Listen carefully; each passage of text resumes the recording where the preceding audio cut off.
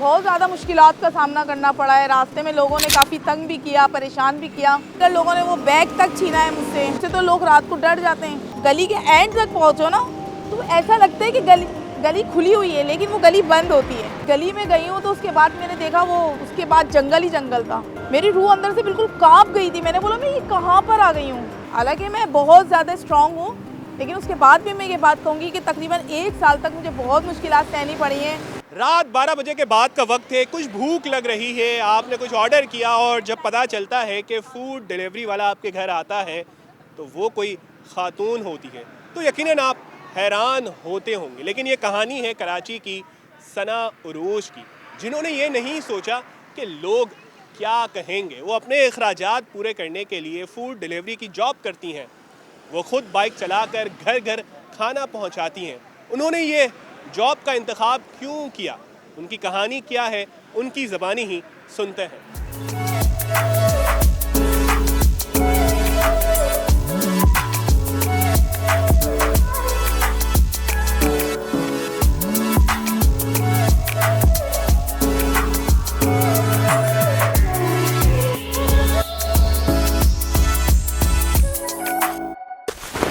देखें, सबसे पहले जब मैंने ये जॉब स्टार्ट की है, आपको पता है कि लोकल एरियाज़ के भी ऑर्डर लगते हैं, हमें सोसाइटीज़ के भी ऑर्डर लगते हैं।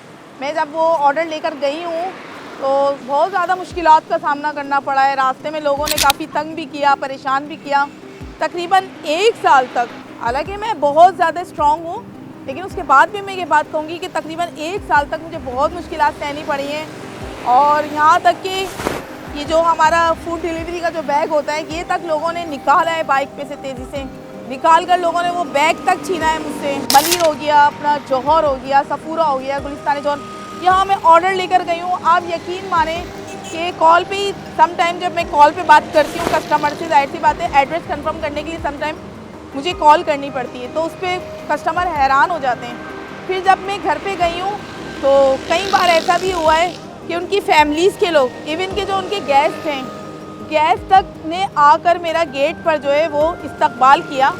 बड़ी मतलब कर्टिसी के साथ उन्होंने इस्तकबाल किया कि हमारे पास एक फ़ूड डिलीवरी सर्विस जो है फराहम करने के लिए एक जो है फीमेल राइडर आ रही है।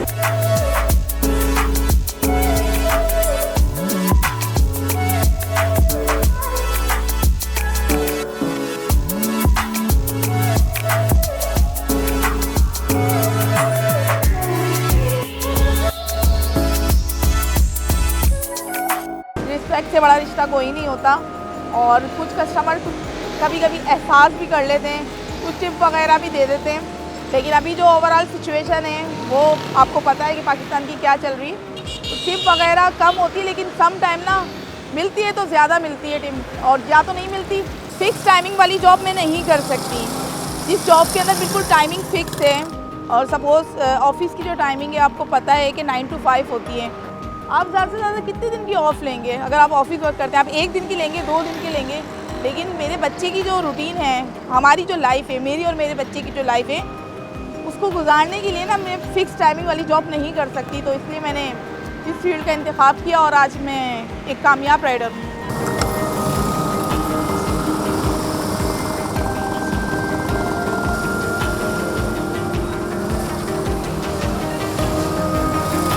इस वक्त आप टाइम देख रहे हैं 12:30 का टाइम हो रहा है और मैं इस टाइम हूँ जिना एवेन्यू पर, मेन जिना एवेन्यू पर मैं हूँ। और ये अभी ये समझ लें कि अभी इस वक्त कराची वालों की सुबह हुई है। अभी मैंने 12:30 के बाद से जो मैंने ऑर्डर करने शुरू किए हैं ना, आपको पता है कि ऑर्डर भी इस तरह के लग रहे होते हैं कि जो कुछ ऑर्डर तो सोसाइटीज़ के लगते हैं, कुछ नो-गो एरियाज़ के लगते हैं, जो ख़तरनाक एरियाज़ के होते हैं जहाँ हमारे राइडर जाना पसंद नहीं करते हैं। लोग बाकायदा रात के तकरीबन 2:30 बजे 3 बजे भी ऑर्डर करते हुए लोग डर जाते हैं। आपने मुझसे ये क्वेश्चन किया ना कि लोग पूछते नहीं हैं, मुझसे तो लोग रात को डर जाते हैं। लोग ये सोचने पे मजबूर हो जाते हैं कि ये इंसान है या पता नहीं कौन सी मखलूक में से है। पता नहीं।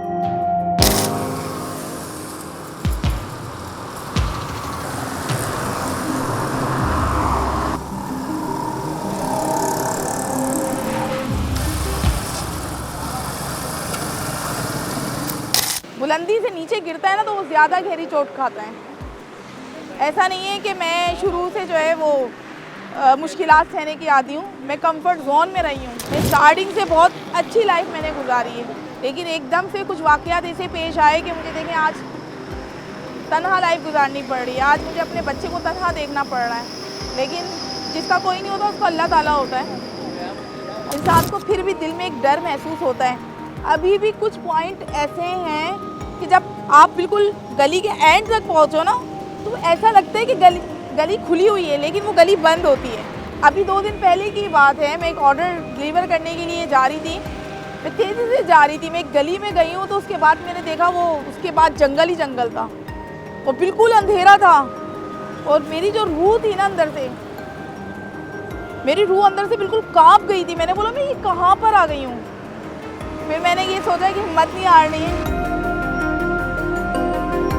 लोगों ने मना किया कि आप बाइक क्यों ले रही हो, लोगों ने मुझे डराया कि भाई इससे टांग टूट जाती है और हड्डी फ्रैक्चर हो जाती है, फेस ख़राब हो जाता है। तो मैंने सोचा, मैंने अपने आप से, मेरी आदत है कि मैं अपने आप से मशवरा लेती हूँ। मैंने बाइक चलाना खुद ही सीखी, आपको ये जानकर हैरत होगी। और जब मेरे एक्सीडेंट हुए, एक दिन में 3 एक्सीडेंट हुए, लेकिन मैं रोड पर नहीं बैठी हूँ, हाईवे पर भी मैंने बाइक चलाई स्टार्टिंग में, और मैंने टूटे फूटे रास्तों पर भी चलाई ताकि मुझे एक्सपीरियंस हासिल हो। मेरे अंदर भी एक नाजुक जो है ना, वो एक औरत छुपी हुई है जो बहुत अंदर से एक सिन्फ़े नाजुक की जो खूबियाँ होती हैं वो मेरे अंदर हैं, और भरपूर तरीके से मैं एक सिन्फ़े नाजुक की जो है ना मेरी थिंकिंग भी है। लेकिन आपको पता है हमारे मुआशरे में आगे बढ़ने के लिए इंसान को मजबूत होना ज़रूरी है। तो कस्टमर के साथ मेरा बिहेवियर बहुत अच्छा होता है, लेकिन मर्दों के मामले में मैं थोड़ी सी जो है ना आज कामयाब राइडर नहीं होती। अगर मैं अपना लहजा नरम रखती और अपने अंदर की जो खूबियाँ हैं वो लोगों के सामने मैं जाहिर करती तो आज मैं जो है ना फूड डिलीवरी सर्विस नहीं दे रही होती लोगों को। मेहनत करके कमाना, मतलब पूरा महीना मैं मेहनत करती हूँ, अर्निंग भी होती है, पैसे भी आते हैं मेरे पास, लेकिन उसमें से 95% जो है ना वो मुझे देने पड़ते हैं हर महीने। कि फूड कोर्ट खोलने का और एक बुटीकका मुझे एक्सपीरियंस है बहुत ज़बरदस्त किस्म का। या तो मैं बुटीक खोलूँ या मैं फूड कोर्ट चलाऊँ जिसमें मेरी अपनी रेसिपीज़ हों।